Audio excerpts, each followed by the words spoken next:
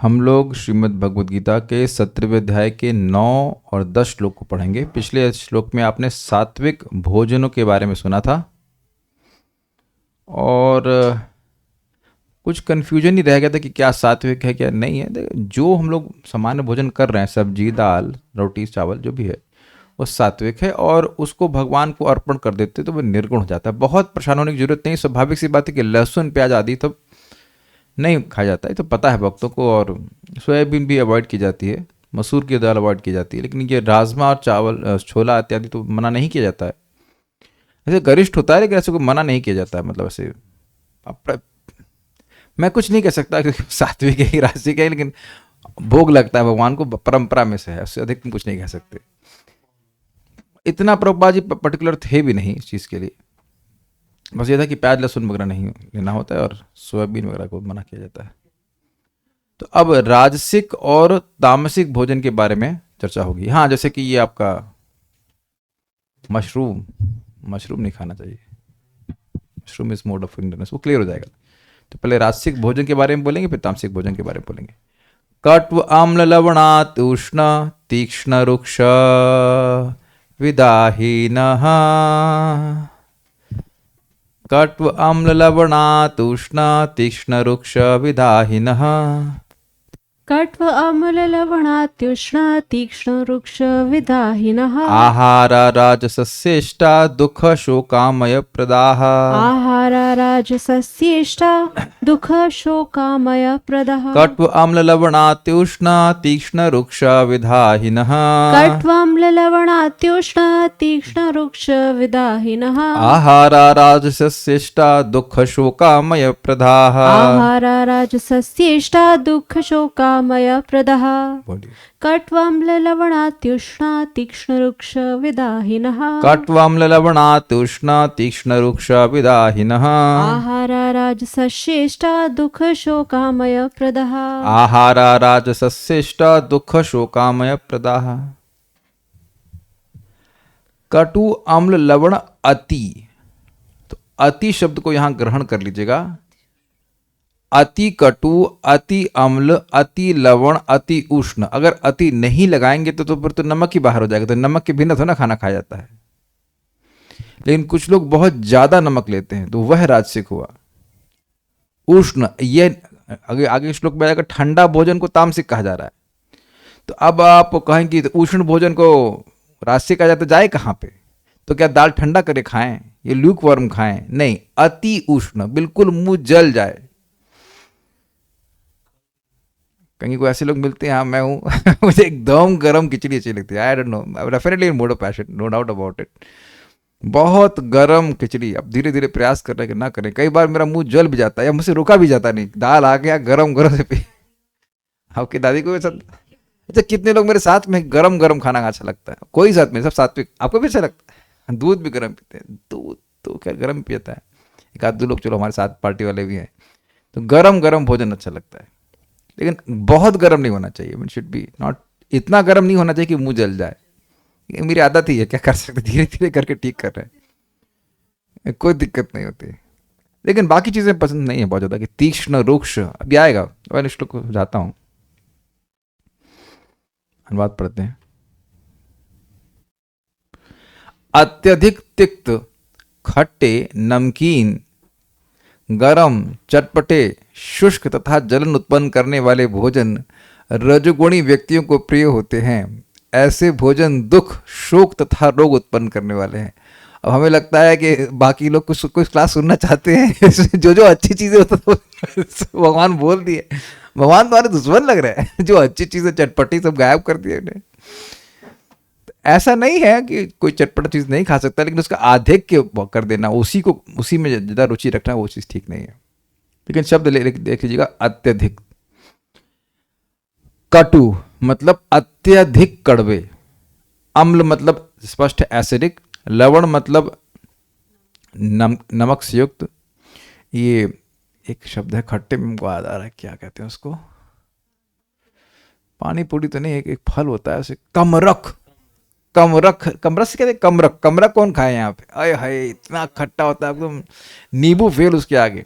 हाँ, देखने में बहुत सुंदर लगता है, लेकिन उसको मतलब एकदम आप दांत आपका जो है वो स्टार जैसे दिखाई पड़ता है, लेकिन एकदम अब एक प्रश्न है कि आंवला, आप आश्चर्य करोगे, मैं पढ़ रहा था आंवला में पांचों रस हैं, खट्टा भी है, मीठा भी है, तिक्त भी, ऐसे कुछ तिक्त तो पता नहीं, लेकिन है चार पांच रस हैं।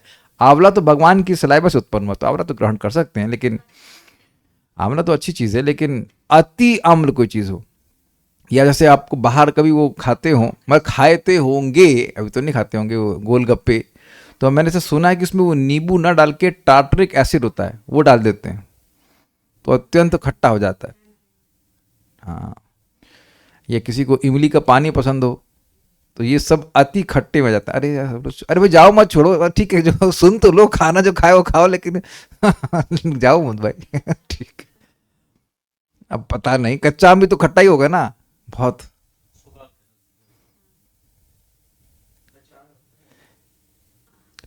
लवण का समझ गए अर्थ आप, नमक बहुत ज्यादा लेके चलते हैं, उसे हड्डी तक गलने लगती है। अति उष्ण मतलब अत्यधिक गर्म, अति तीक्ष्ण मतलब तीखा, मतलब दो चार मिर्ची जब तक मुंह में रखी नहीं जाएगी तुमको पेट में नहीं जाएगा खाना। और रूखा, रूखा मतलब ड्राई।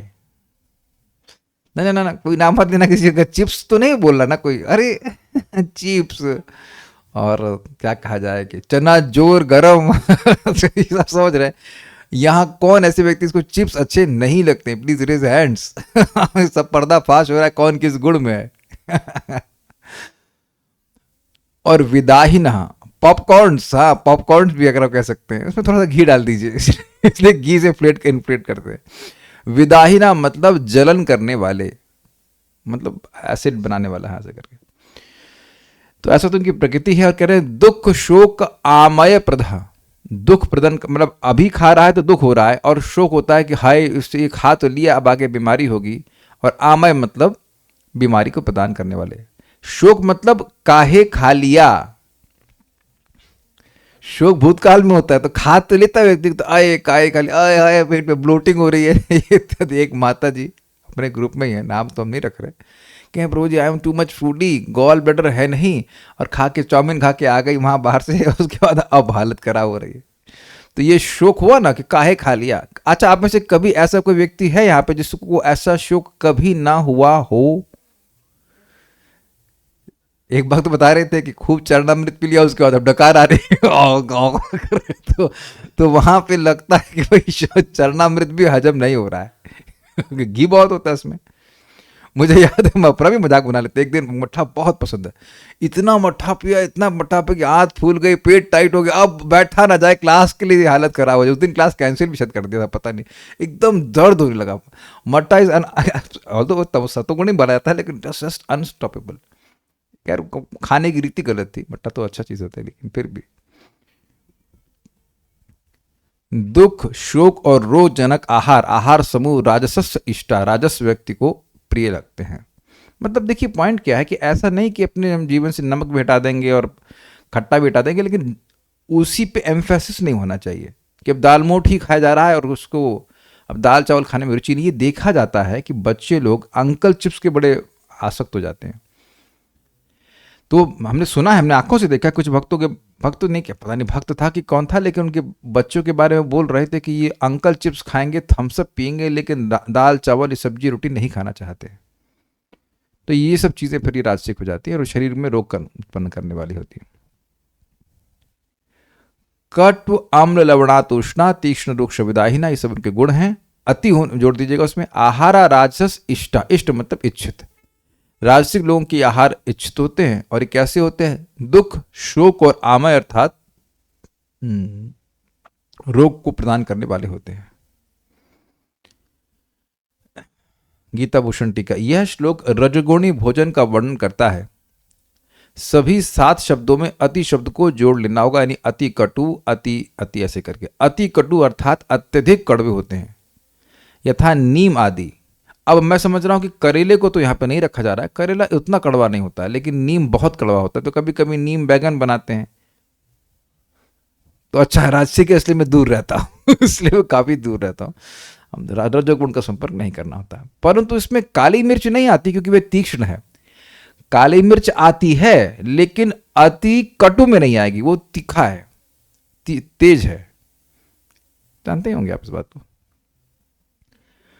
बहुत अधिक खट्टे, अधिक नमकीन और अधिक गरण तो स्पेलिंग गर्म होना चाहिए, स्पेलिंग मिस्टेक, अधिक गर्म भोजन रजोगुण में आते हैं। तो स्पष्ट है कि भोजन गर्म होना चाहिए, ऑब्वियसली आइसक्रीम नहीं, लेकिन आपकी कढ़ी दाल चावल गर्म होना चाहिए, बहुत अच्छी बात है, फ्रेश होना चाहिए।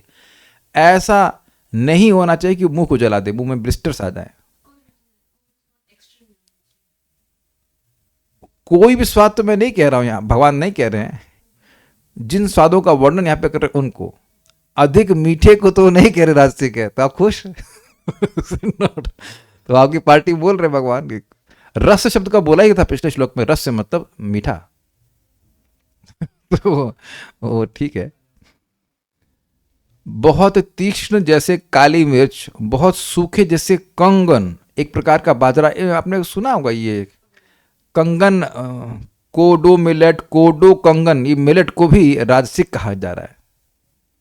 नॉट, तो अब ये कठिनाई है कि ये क्या, ये तो बहुत हाँ इजीली डाइजेस्टेबल है, तो समझ में तो नहीं आ रहा, लेकिन ऐसा है, लेकिन सूखा बहुत है इसलिए। और ये फिर से क्या है, अत्यधिक गर्म भोजन जो एकदम जलाने वाले होते हैं वह सब रजोगुण में होते हैं। यहाँ पे दाह का मतलब होता है कि कुछ इस प्रकार का कुछ भावना आ रही है जो एसिडिटी करे, मतलब जलन महसूस करे, नॉट नेसेसरली गर्म बट तासीर उसकी गर्म, हाँ अर्थ में। यह राजसिक लोगों को बहुत पसंद होते हैं, परंतु सात्विक लोग इसको पसंद नहीं करते हैं। वह तत्काल दुख देने वाले होते हैं, मतलब खाया और दुख मिल रहा है, जैसे जीभ या गले का सूखना। बहुत सूखी चीज, ये तो इंटरेस्टिंग है कि अगर आप बहुत सूखी चीज खाएंगे तो आपको पानी की जरूरत होगी, तो यानी कि शरीर में पानी की कमी हो जाती है। स्पेशली जैसे चिप्स वगैरह कोई व्यक्ति बहुत खाता है, तो वो एकादशी में भी आप देखो केवल चिप्स नहीं खा सकते आप, ये बात बिल्कुल पकड़ में आ रही होगी। अगर इस बार ट्राई करना कि चिप्स, आलू चिप्स जानते हो, उसको आप डीप फ्राई करते हो, जैसे भी कर लें, एयर फ्राई कर लीजिए, जो भी है, तो उसके बाद आप उसको जब मान लीजिए केवल वही खाते रहे, तो थोड़ी देर बाद देखेंगे आपका मुंह जो है वो सूख गया। रोटी और सब्जी खाने से ऐसा नहीं होता। अक्रीड, अभी मैंने रोटी सब्जी ग्रहण किया तो कुछ भी ऐसा नहीं हुआ, दाल नहीं थी, आज रोटी सब्जी थी, बिल्कुल आप आराम से ग्रहण कर सकते हो। ऐसा नहीं कि तुरंत आपको पानी पीना पड़ेगा, भोजन के संग पानी पीना भी नहीं चाहिए, लेकिन सूखा वस्तु से खाएंगे आप चिप्स इत्यादि, तो तुरंत देखेंगे मुंह आपका, उसमें जो सलाइवा है वो समाप्त होने लग गया। माइक भी बोलिए। कोई भी प्रकार के डीप फ्राई फूड में भी उसके खाने के बाद भी मुंह सूखा हो जाता है। देखिए डीप फ्राई चीज़ तो नुकसानदायक है, वो पता नहीं कौन से मूड में, लेकिन नुकसानदायक है, उससे तो बचना ही चाहिए। शोक अर्थात मन में दुख देना, मतलब काहे खा लिया, अच्छा होता कि नहीं खाता, थोड़ा कम ने काहे खा लिया, वो नुकसान करता है। लेकिन रजोगुण का फंडा ये है कि वह शुरुआत में अच्छा लगता है और बाद में खराब लगता है। मोस्टली जितने भी आप देखें अनियाओ, मतलब इस तरह के भोजन ऐसा प्रभाव दिखाते ही हैं। जो प्रभाव आ रहा है उससे व्यक्ति को समझ लेना चाहिए कि वो चीज क्या है। अगर मन में आपके शांति आ रही तो सत्वगुणी है, और इस प्रकार का दुख आ रहा है तो वह रजोगुणी है। और बाद में रोक देना, जैसे रक्त के दोष आदि, यानी आमय।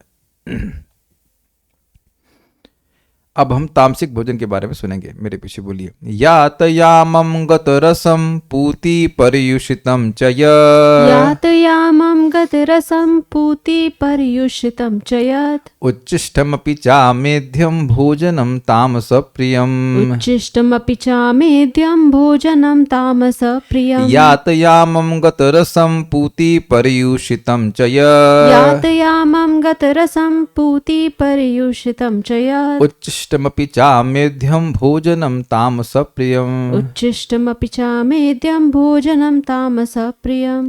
बोलिए। यातयामं गतरसं पूति पर्युषितं च यत्, यातयामं गतरसं पूति पर्युषितं च यत्, उच्छिष्टमपि चामेध्यं भोजनं तामसप्रियम्। उच्छिष्टमपि चामेध्यं भोजनं तामसप्रियम्। इससे पहले एक पिछले श्लोक पे कमेंट आ रहा है कि पसंद तो गर्म खाना ही है, लेकिन भोग लगाने के बाद ठंडा हो जाता है। वो भगवान आपके इंद्र तिथि के बीच में आ गए। तो एक हम सोल्यूशन देते रहे कि भगवान का फोटो ऐसे उसमें दिखा लेना, राधा रमन जी का, देखो भाई देख लो, रखो ताली बजाओ ताली। नहीं, एक बहुत सिंपल तरीका रस चाहते हैं आप, हॉट पॉट में रख लीजिए। एक बार घर पे क्या नाम है माता जी का, श्री वल्लभा माता जी तहरी बना के लाए थे। She made it 1 hour before, तो हॉट पॉट पे रखते हैं, एकदम खोला तो एकदम गर्म था वो। तो उसका उपयोग कर सकते हैं अगर ऐसा लग रहा है तो।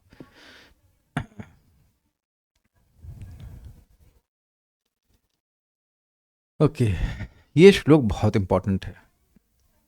पहले इसका अनुवाद देखें। खाने से 3 घंटे पूर्व पकाया गया, मीन्स 9 बजे बनाया और 12 बजे खाया। This is not good.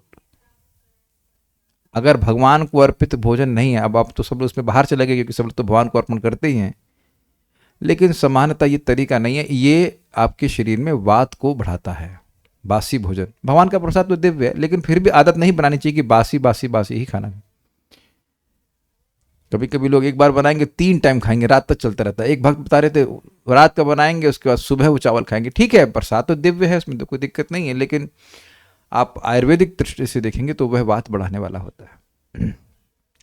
और ये जो फ्रिज का कंसेप्ट है, ये तो बहुत गड़बड़ है। मुझे नहीं लगता कि मैं आपको फ्रिज में कुछ भोजन प्रसाद रोकने देता, एक्सेप्ट खीर और समथिंग समटाइम्स। ये दाल चावल तो मैंने आपको कभी स्टोर नहीं, मतलब बहुत ही कम आपको स्टोर करने देते, नहीं करने देते।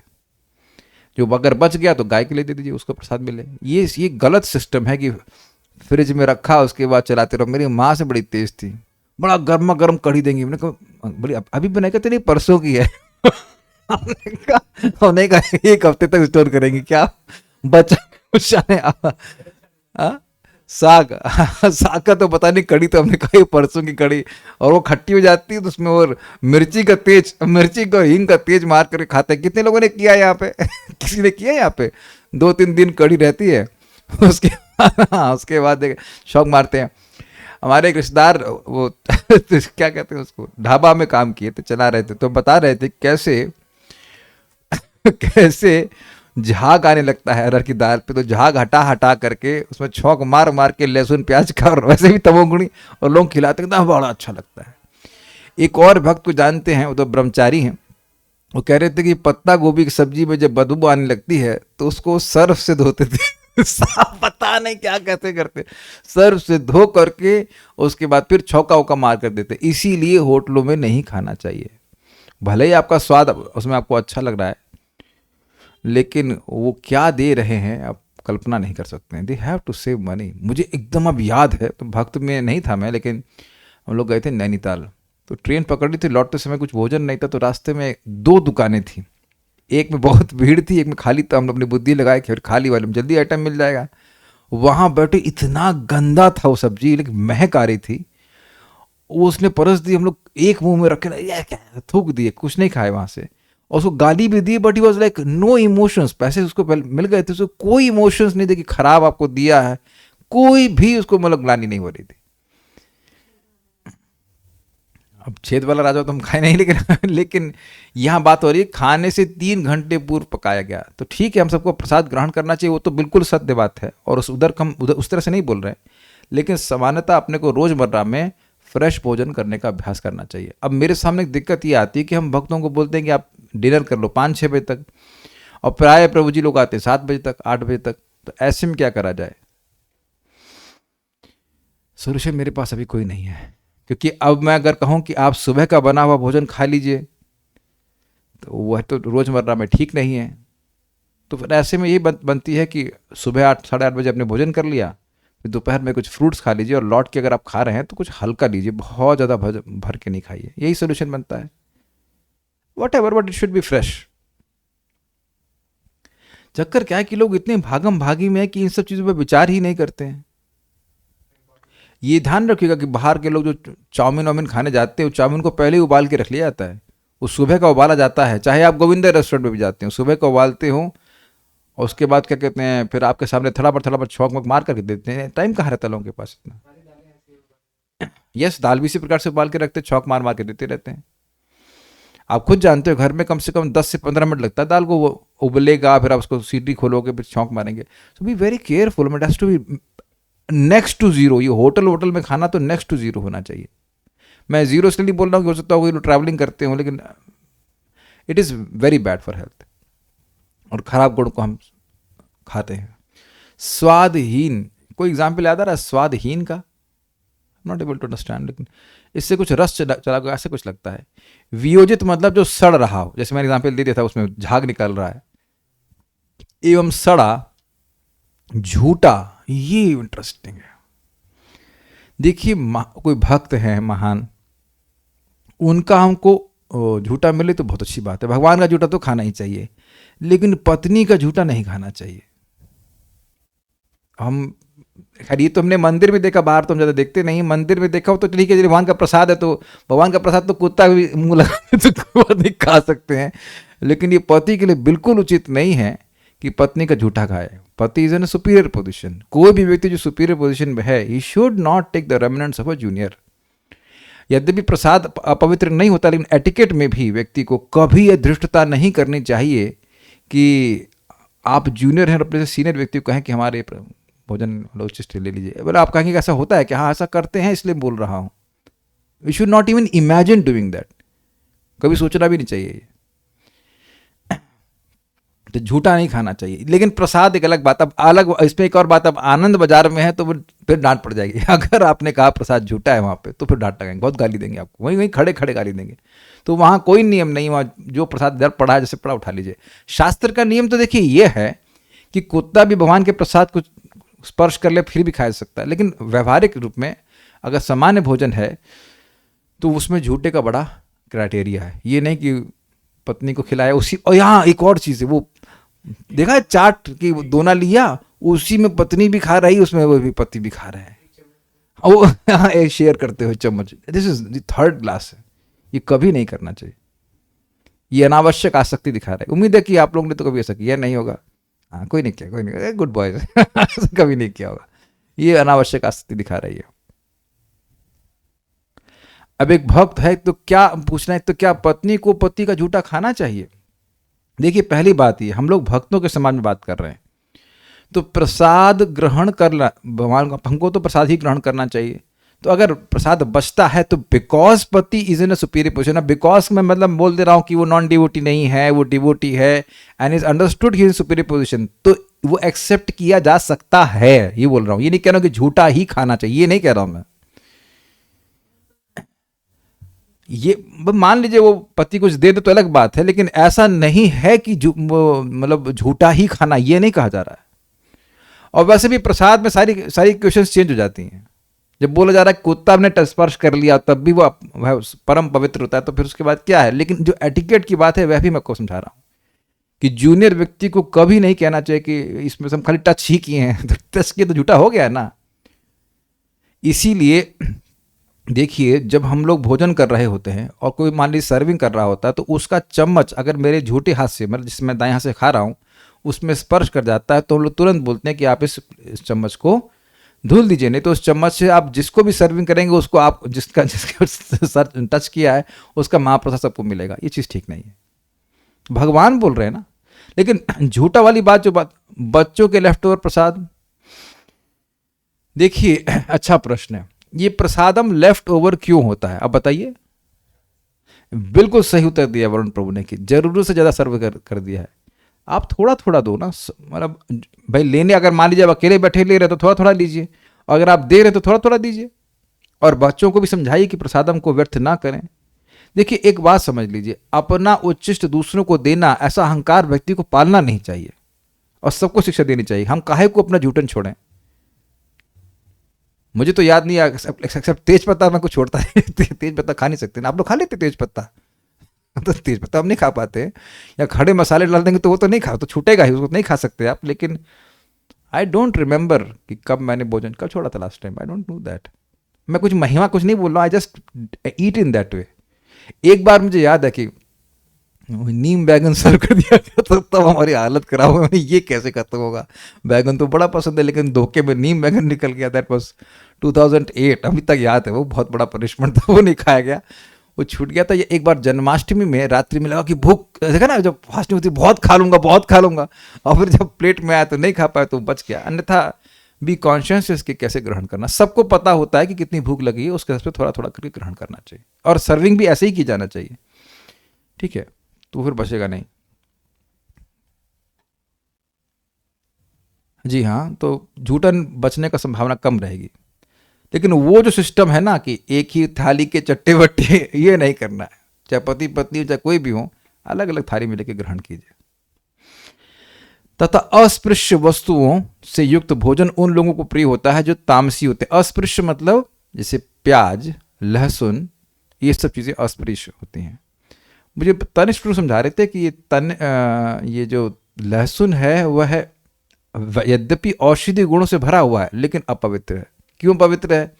कौन था? राहु, किसी गर्दन कटी थी, ऊपर वाला भाग किससे कटा था? राहु था, राहु था ना। राहु की गर्दन के खून से ये निकला है, लेकिन क्योंकि इसमें अब अमृत तो उसने पिया था, तो अमृत का तत्व भी है, तो इसलिए यद्यपि ये औषधि गुणों से भरा हुआ, मुझे बता रहे थे कि इस एक मतलब बहुत बहुत ही महत्वपूर्ण त्रिदोष नाशक है, बट क्योंकि ये असुर के शरीर से निकला है, इसको ग्रहण नहीं करते। और जो लोग कहते हैं कि हम लहसुन खाने में क्या दिक्कत है, औषधि गुण है, तो उनसे पूछो कि तुम क्या औषधि की तरह ले रहे हो? मसाले में भून भून के सारा तो तुमने उसके औषधि गुण खत्म कर दिए। कच्चा, मैं खाने के लिए नहीं कह रहा हूं, लेकिन मैं बोल रहा हूं कि अगर मान लीजिए कोई बीमार है और वो औषधीय रूप से ग्रहण कर रहा है, तो उसे कच्चा ग्रहण करना पड़ता है। हाँ whatever, लेकिन नॉट इन लाइक मसाले में भून भून के खा रहे हैं।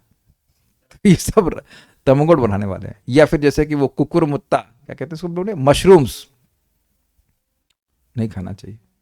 बाकी अब मांस आदि को तो मत प्रश्न नहीं बनता। एक भक्त कह रहे हार्ट पेशेंट्स, हाँ ठीक है। यात यामम, यामम मतलब होता है 3 घंटा, तो यात यामम मतलब 3 घंटा चला गया, 1 प्रहर पहले बना हुआ ठंडा द्रव्य, मतलब वो। अब एक इसमें मेरा प्रश्न आ रहा था कि भाई खीर तो ठंडी ही खाई जाती है, भगवान को भी खीर ठंडी अर्पण की जाती है, तो जो मुझे याद आ रहा है, आई मे बी रॉन्ग, बट मुझे स्मरण आ रहा है कि दूध के ये एक अपवाद है इसमें। हाँ मीठा दूध, स्वीट्स, हाँ स्वीट्स तो ऐसे गर्म नहीं खाई जाती, तो वहां पर अपवाद है। और आइसक्रीम, आइसक्रीम क्या पोलिंग हो रही है आइसक्रीम का कुल्फी कुल्फी तो गर्म नहीं खा सकते। तो मैं समझ रहा हूं कि दूध के जो वस्तु है उनमें अपवाद है, इसलिए ऐसा होना चाह रहा है। ठीक है। गत रसम, नीरस मतलब सूखा। आगे इसमें बताया गया कि वो आम का छिलका जो सूखा हो उस प्रकार का में भी उसको लोग ग्रहण करते हैं। पूती मतलब दुर्गंध युक्त, बदबू आ रही उसमें। ये भी देखा गया है कि भारतीय गृहस्थी में कभी कभी कुछ थोड़ा डिग्रेड भी जाता है, फिर भी मैं कहती कोई नहीं, ठीक है ठीक है खा लो खा लो। ये भी देखा गया है, ऐसा भोजन नहीं ग्रहण करना चाहिए। परिश्रुतम च और बासी, उच्चिष्टम उच्चिष्ट ने झूठा, अपि च मेध्यम एवं अपवित्र यत भोजन, जो भोजन है वह तामस प्रिय, तामस पुरुष को प्रिय होता है। सारथ रोशनी, यात यामम अर्थात जो अन्न 1 प्रहर से पहले का बना हुआ हो, अर्थात जो शीतल हो गया हो। तो उससे जो इस टीका से समझ में आ रहा है कि अन्न पे ये हो रहा है, दूध के ऊपर नहीं हो रहा है। इट सीम्स कि दूध, भाई दूध तो इस प्रसिद्ध है कि दूध भगवान को जो खीर बना रहे हैं वो ठंडा करके फिर आप भगवान को अर्पण करते हैं। ये जो कौन सी कार्तिक में रात्रि आती है, शरद पूर्णिमा, उस दिन तो भगवान के लिए ऐसे किया जाता है कि ठंडा करके ही खीर अर्पण करी जाती है। So that is not applying on milk. हाँ, गत रसम जिनका स्वाभाविक रस नष्ट हो गया है, जिसका रस निकल गया है, अथवा पके हुए आम का छिलका या गुठली आदि। छिलका कौन खाएगा? हमको समझ नहीं है, छिलका कौन खाता? आप मुझे कोई छिलका खाते हैं? I didn't understand this. ये तो समझ में आ रहा है कि रस नष्ट हो गया है। रस नष्ट हो गया है, ये किस पे अप्लाई होगा? मुझे तो इससे बात समझ में आ रही है डीप फ्राइड चीजों पे, but it is not always true, because भगवान को पकौड़े भी अर्पण होते हैं, बड़ियां भी अर्पण होती हैं। चेतन चेतामृत में वर्णन है, इसलिए तो क्या कह सकते हैं, सूख गया है। ज्यादा पका हुआ खाना, I just keep quiet on it, पता नहीं क्या इसका मतलब है, समझ नहीं आ रहा। पूती माने दुर्गंध, ये तो समझ में आ रहा है। परियुषितम मतलब पिछले दिन का पका हुआ, इसमें अचार नहीं आता है। अचार तो आप पकाते हैं, और अचार को तो पकाया जाता है ना, उसे धूप में रखते हैं, ऐसा नहीं कि पिछले दिन का अचार, ऐसा नहीं बोलते। लेकिन चटनी है या उसको बस फ्रिज में रखे रहो, उसके बाद उसको 6 दिन तक खाते रहो, या कढ़ी को 3 दिन तक छौंक मारो खाते रहो, ये कोई ठीक नहीं है। ओके। उच्चिष्ट बड़ा स्पष्ट है, गुरुवर्ग के अतिरिक्त अन्य किसी के भोजन का अवशिष्ट अन्न। ये देख लीजिए, गुरुवर्ग मतलब गुरु बोलते ही आगे क्या अर्थ, सुपीरियर। भगवान का उच्चिष्ट तो खैर ग्रहण ही करना होता है, कोई सुपीरियर का उच्चिष्ट मिले तो ठीक है, लेकिन जूनियर को नहीं देना चाहिए। अमेध्य मतलब अभक्ष, मांस, तंबाकू इत्यादि। इसलिए अपने हित के बारे में विचार कर हितकामी पुरुष सात्विक आहार का ही सेवन करेंगे। किंतु वैष्णवगण भगवान को निवेदित नहीं होने पर इसे भी त्याग देंगे। किसे भी त्याग देंगे? सात्विक भोजन को भी त्याग देंगे। इसलिए सत्वगुण तक लिमिट नहीं होना है, निर्गुण वस्तु को ग्रहण करना है। श्रीमद् भागवत से यह जाना जाता है कि गवान को, स्पेलिंग मिस्टेक है, भगवान होना चाहिए, कुछ शब्द छूट गया इसमें, कि भगवान को निवेदित अन्न निर्गुण होता है और भक्तों को यही प्रिय होता है। बिल्कुल स्पष्ट है तात्पर्य। आहार भोजन का यानी भोजन का उद्देश्य आयु को बढ़ाना, मस्तिष्क को शुद्ध करना तथा शरीर को शक्ति पहुंचाना है। इसका यही एकमात्र उद्देश्य है। अब प्रभुपाद का ये तात्पर्य कितना सुंदर है। लोग आजकल केवल किस उद्देश्य से भोजन करते हैं कि जीभ को अच्छा लगना चाहिए, वो आयु कम करे या फिर यहां तक कि कैंसर भी लेके आ जाए तब भी व्यक्ति को फर्क नहीं पड़ता। इसका यही एकमात्र उद्देश्य। प्राचीन काल में विद्वान पुरुष ऐसा भोजन चुनते थे जो स्वास्थ्य तथा आयु को बढ़ाने वाला हो, यथा दूध के व्यंजन, चीनी से मेरा मतलब है खांड इत्यादि, चावल, गेहूं, फल तथा तरकारियां। ये भोजन सत्वगुणी व्यक्तियों को अत्यंत प्रिय होते हैं। अन्य कुछ पदार्थ जैसे भुना मक्का तथा गुण स्वयं रुचिकर न होते हुए भी दूध या अन्य पदार्थों के संग मिलने पर स्वादिष्ट हो जाते हैं। तो कुछ ऐसा ही बात समझ में आ रही है कि इन चीजों को आप मिला करके ग्रहण कर सकते हैं, तब वे सात्विक हो जाते हैं। तो कुछ क्लियर, कल कुछ दिक्कत आ रही थी, गुड़ क्या राजसिक है? तो ठीक है, अगर वह है भी तो भी वह अन्य वस्तुओं से मिला करके ग्रहण किया जा सकता है। ये सारे भोजन स्वभाव से ही शुद्ध हैं। वे ये मांस तथा मदिरा जैसे अस्पृश्य पदार्थों से सर्वथा भिन्न हैं।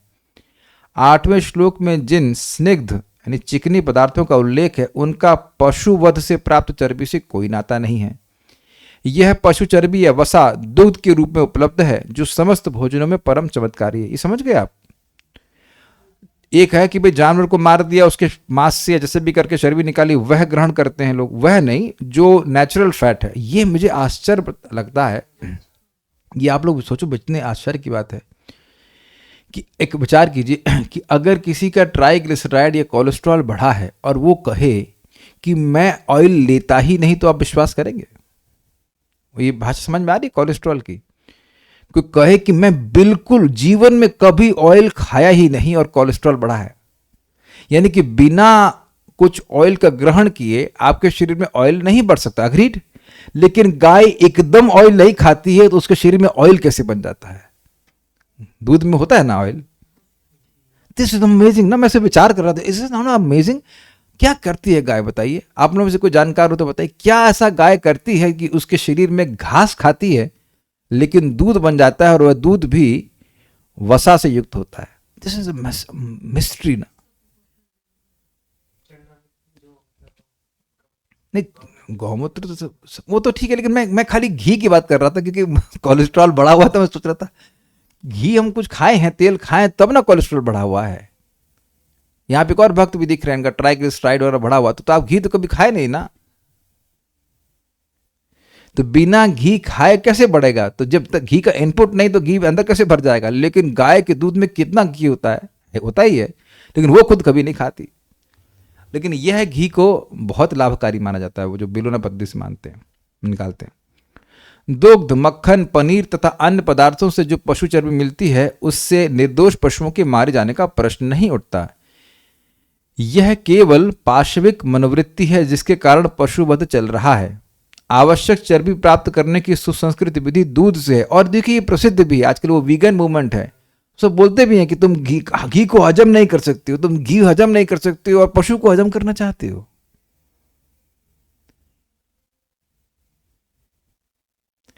पशुवध तो अमानवीय है। मटर, दाल, दलिया आदि से प्रचुर मात्रा में प्रोटीन उपलब्ध होता है। तो कुछ लोग कह देते हैं कि ना प्रोटीन नहीं मिलता है, प्रोटीन की कमी है इत्यादि इत्यादि। तो प्रभुपाद ने कहा पशु पशु चर्बी मिलती है, मतलब भाई देखिए जो फैट गाय में दूध है, शरीर में है, वही तो दूध में आ रहा है ना, तो उसके लिए गाय को मारने की क्या जरूरत है। ये बात है। जो राजस भोजन कटु, बहुत लवणीय या अत्यधिक गर्म चरपरा होता है, वह आमाशय की श्लेष्मा को घटाकर रोग उत्पन्न करता है। आमाशय मतलब पेट हुआ ना, पेट में एक झिल्ली होती है, वो हमारे पेट में जो एसिड होता है उससे पेट की रक्षा करती है। तो जब वो झिल्ली बहुत अधिक एसिडिक भोजन खाने से कट जाती तो उसी से वो जो एसिड है वो हमारे जो पेट है उसके चमड़ी को अंदर से स्पर्श करता है और फिर व्यक्ति को अल्सर हो जाते हैं। ये विज्ञान है। तामसी भोजन अनिवार्यतः बासी होता है। खाने के 3 घंटे पूर्व बना कोई भी भोजन भगवान को अर्पित प्रसादम को छोड़कर तामसी माना जाता है। बिगड़ने के कारण उससे दुर्गंध आती है, जिससे तामसी लोग प्राय आकृष्ट होते हैं, किंतु सात्विक पुरुष उससे मुख मोड़ लेते हैं। बिल्कुल स्पष्ट है। उच्चिष्ट यानी झूठा भोजन उसी अवस्था में किया जा सकता है जब वह उस भोजन का एक अंश हो जो भगवान को अर्पित किया जा चुका हो, या कोई साधु पुरुष विशेष रूप से गुरु द्वारा ग्रहण किया जा चुका हो। अन्यथा ऐसा झूठा भोजन तामसी होता है और वह संदूषण या रोग को बढ़ाने वाला होता है। स्पष्ट है। यद्यपि ऐसा भोजन तामसी लोगों को स्वादिष्ट लगता है, लेकिन सतोगुणी उसे न तो छूना पसंद करते हैं न खाना। तो अपनी प्लेट में अपनी थाली में खाना चाहिए। ये कल्चर है। यद्यपि हम लोग प्रसाद ही ग्रहण करते हैं, पर ये इधर उधर झूठे हाथ से सर, हमको बड़ी दिक्कत होती है। दूसरे घर में प्रसाद खाने भी जाओ, मतलब घर में जब जाओ, कहीं कहीं ये विवेक नहीं रखते हैं लोग। हाथ झूठा है, उसी में सर्विंग कर लेते हैं, दाएं हाथ से बाएं हाथ का हिसाब कुछ है ही नहीं। बहुत गड़बड़ है ये। ओके। सर्वोत्तम भोजन तो भगवान को समर्पित भोजन का उच्चिष्ट है। भगवत गीता में परमेश्वर कहते हैं कि तरकारियां आटे या दूध की बनी वस्तुएं भक्ति पूर्वक भेंट किए जाने पर स्वीकार करते हैं। अरे ये दूध और आटा कहाँ से आ गया? वहां तो लिखा था पत्रम पुष्पम फलम तोयम। तो यहाँ पर समझा रहे हैं, इसका मतलब ये नहीं खाली आप पत्ता रख दीजिए और ऐसा नहीं, वो तो है ही। इसका मतलब है कि वेजिटेरियन आइटम आप वस्तु भगवान को अर्पण कीजिए। पत्रम पुष्पम फलम तोयम। निसंदेह भक्ति तथा प्रेम ही प्रमुख वस्तुएं हैं जिन्हें भगवान स्वीकार करते हैं, लेकिन इसका भी उल्लेख है कि प्रसादम को एक विशेष विधि से बनाया जाए। क्या विशेष विधि है? पवित्रता, अगर आपको याद हो तो। पत्रम पुष्पम फलम तोयम यो में भक्त्या प्रयच्छति तदहम भक्ति उपहर्तम अश्नामी प्रयतात्मना शब्द था। पवित्र अवस्था में। देखिए हमें तो हमारे घर में एक पीछे मैं जहाँ बैठा उसके पीछे सिंक है, वो हमारे बर्तन के लिए है, और एक सिंक हमारा किचन में है। तो बगल में पड़ोसन माता जी बोली ये हम लोग अपना बर्तन बाहर धुल लेते। क्या आपके घर में सिंक नहीं है? आप समझे प्रश्न? ये दीवार है, लास्ट दीवार है, इसके बाहर एक सिंक है, तो हम उसमें अपने बर्तन धुलते हैं और मंदिर में भगवान के बर्तन अंदर धुल दिए जाते हैं। तो उनके मन में एक स्वाभाविक प्रश्न है कि आपके घर में सिंक नहीं है।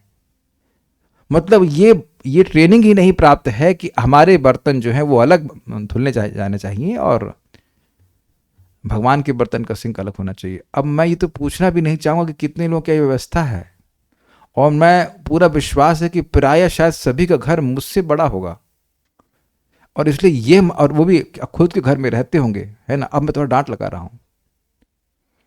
अपने ही घर में रहते हैं, सालों साल से रह रहे हैं, लेकिन क्या भगवान की सम्मान देते हुए एक सिंक भी हम अलग नहीं लगवा सकते हैं?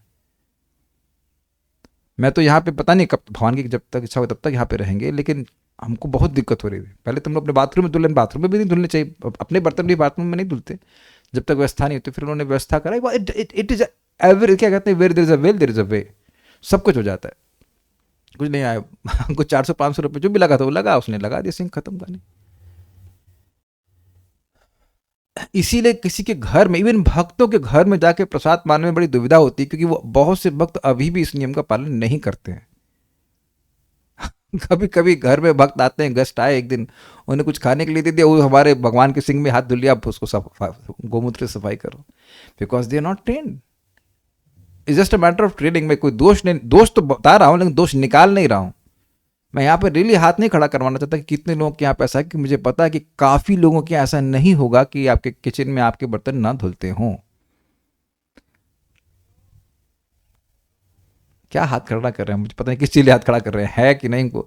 It just takes 500 rupees. लाखों रुपए का मकान बना सकते हैं, एक सिंक नहीं लगवा सकते हैं।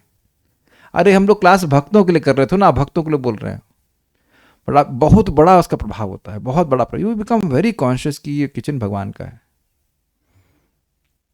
तो कुछ लोग कह रहे हैं कि इनके घर में है ऐसी व्यवस्था, ऐसा होना चाहिए। देखिए ये सब चीज़ों को दिखा करके हम सूचित करते हैं कि भाई वी केयर अबाउट कृष्णा। तो काफ़ी लोग तो किचन में काम करते हुए दिख रहे हैं। एक भक्त कह रहे हैं मेरे पास तो एक ही सिंक है, तो आप पत्तल में खाइए। आप तो वृंदावन में रहते हो, वहाँ तो पत्तल बहुत इजी है, पत्तल धोने में खाइए तो धुलने का झंझट ही खत्म। दूध भी, दूध के लिए प्लास्टिक के ग्लास ले लीजिए। प्लास्टिक नहीं, क्या कहते हैं, कागज का ग्लास ले लीजिए, लोही बाजार में मिलता है। ये नहीं कह सकते कि हमारा, मैं भी तो किराए पे ही रह रहा हूं, तब वो तो आज तक हमारे मकान मालिक देखे ही नहीं कि क्या हम कहाँ फिट करा रहे हैं, कुछ भी देखने तक नहीं है, कुछ भी नहीं बोल रहे। Who will object to this? 500-600 रुपए का स्ट्रिंग नहीं लगा सकता व्यक्ति। सब कुछ किया सकता है अगर व्यक्ति का इच्छा हो। तो मैं ये बात इसलिए कह रहा हूं कि शास्त्रीय ढंग से तैयार किया जाना चाहिए, ये बात कह रहा हूं। बहुत बार तो देखा गया है कि भगवान का बर्तन भी वहीं पड़ा है और अपने झूठे बर्तन भी उसमें मिला दिए। अब बताइए कितना बड़ा अपराध बन रहा है ये। तो ये सब नहीं करना चाहिए। मंदिर में तो कितने लोग के लिए भोजन बनता है, देखिए ना, आप सब लोग देखे होंगे। भगवान भक्तों के बर्तन बाहर धुलते हैं, भगवान के बर्तन अंदर धुलते हैं। वेरी सिंपल, क्या डिफिकल्टी है? ये कितने लोग स्वीकार करेंगे कि बहुत मुश्किल कार्य है, मतलब एकदम असंभव कार्य जो कि हो ही नहीं सकता है। हम गए थे इनके घर में, संतुष्ट कृष्ण प्रभु के घर में। आप देखिए कितना अच्छा व्यवस्था उनके घर में, आप कभी जाएंगे तो बहुत अच्छा है, किचन अलग है और बर्तन जो है धुलने का एक बार बोलना था बस, तब से हो गया। It's just very easy. तो महत्व समझेगा व्यक्ति तब करेगा, नहीं तो क्या कर सकते हैं, ऐसा कर सकते हैं, वैसा करते करते करते अपना जिंदगी पूरा बीत जाएगी। शास्त्रीय ढंग से तैयार किया जाता है और भगवान को अर्पित किया जाता है, ग्रहण किया सकता है। एक शास्त्रीय ढंग यह भी है कि आप जानते हो उस बात को कि भोजन करने से पहले इसको आप चख नहीं सकते हैं, ये भी शास्त्र का नियम।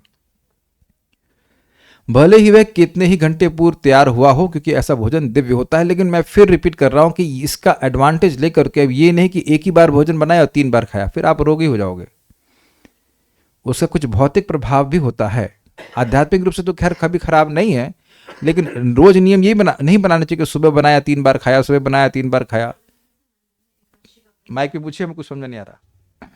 जैसे मंदिर में एकादशी का प्रसाद द्वादशी को दे दिया जाता है, तो वो उस वो केस एक में बोल अलग रहे बात होंगे है। ना, देखिए acceptable। भगवान का प्रसाद हाँ, है, वो उसमें तो कोई कठिनाई नहीं है, लेकिन आप रोज तो ऐसा नहीं कर सकते ना कि रोज ही ठंडा भोजन कर रहे हैं, फिर आपका स्वास्थ्य खराब हो जाएगा। मैं यह नहीं कह रहा हूं कि वो तमोगुण में है, वो तो दिव्य है, लेकिन आप रोज ऐसा ग्रहण करेंगे तो बीमार पड़ ही जाएंगे ना। ठंडा भोजन, लोग बोलते हैं हम खाने कमाने के लिए कमा रहे हैं, खाने पीने के लिए कमा रहे हैं, तो फिर खाते पीते क्यों नहीं है?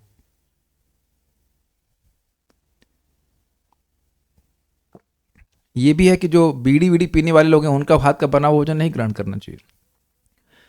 अतएव भोजन को रोगाणुधारक, खाद्य तथा सभी धारक,